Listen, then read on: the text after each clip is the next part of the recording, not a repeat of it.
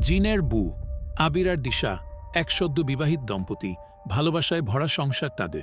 শান্ত সুন্দর একটা জীবন কাটাচ্ছিল তারা। হঠাৎ এক রাতে আবির এক বিভীষিকাময় স্বপ্ন দেখে এক রহস্যময় জিন তার স্ত্রী দিশাকে টেনে নিয়ে যাচ্ছে। ভয়ে ঘুম ভেঙে যায় আবিরের। সকাল হতেই সে ছুটে যায় এক পরিচিত হুজুরের কাছে।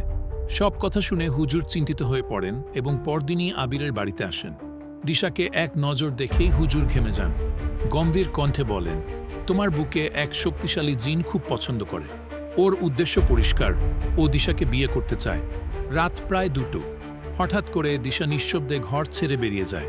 হাঁটতে হাঁটতে চলে যায় গ্রামের এক পূর্ণ বটগাছ ঘেরা পথে, যেখানে মানুষের যাওয়া নিষেধ।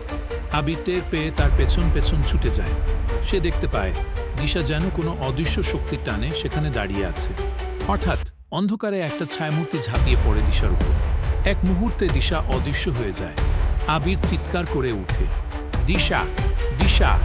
কিন্তু জবাব মেলে না, শুধু নিস্তব্ধতা, আর চারপাশে ছড়িয়ে পড়ে অদ্ভুত ঠান্ডা।